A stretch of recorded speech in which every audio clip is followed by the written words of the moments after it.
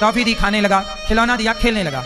लेकिन वही बालक, आपने खिलौना टॉफी दी, फेंकता रहा और वो रो रहा है। अब बताओ कि छोटा बच्चा जब रोता है वो खिलौना भी नहीं लेता, टॉफी भी नहीं लेता, चॉकलेट भी नहीं लेता, तो क्या समझिए इसके रोने से? अब ये क्यों रो रहा है? जोर से, जोर से। जब बच्चा खिलौना भी ना ले, टॉफी चॉकलेट भी ना ले, वो फिर भी रोए, तो समझ लेना कि वो केवल अपनी माँ के लिए रो रहा है। किसके लिए रो रहा है? सिर्फ माँ के लिए। अब उसके पास कोई ध्यान नहीं है, ना चॉकलेट का ना खिलौने का। अब पूरा ध्यान किसमें है? हाँ, माँ नहीं चाहती कि बेटा मेरा रोए, भगवान नहीं चाहते कि मेरा भक्त रोए। लेकिन जब बच्चा रोता है तो माँ किसी भी काम में क्यों ना लगी हो, वो अपना काम वहीं छोड़ती है और रोते हुए बच्चे को सबसे पहले गोद में लेती। अच्छा, बच्चा ना रोए तो माँ भी बड़ी होशियार है, लॉलीपॉप पकड़ा के भाग जाती है।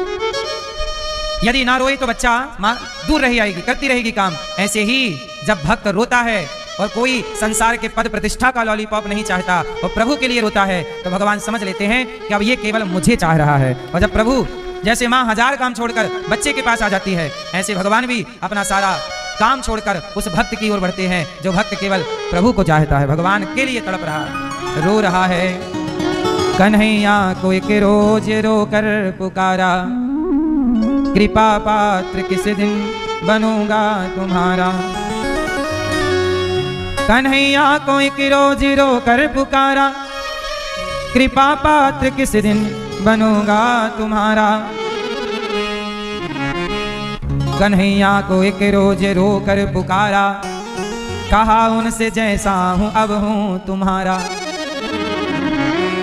कन्हैया को एक रोज रो कर पुकारा, कहा उनसे जैसा हूं अब हूं तुम्हारा।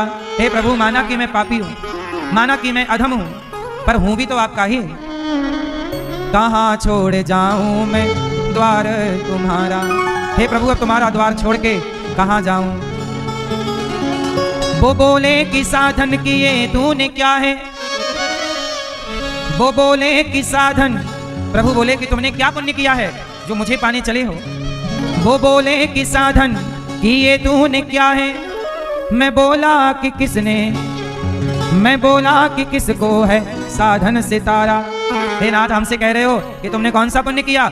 आपने सबको बिना पुण्य के तारा है और हमसे पूछ रहे हो कि पुण्य क्या है?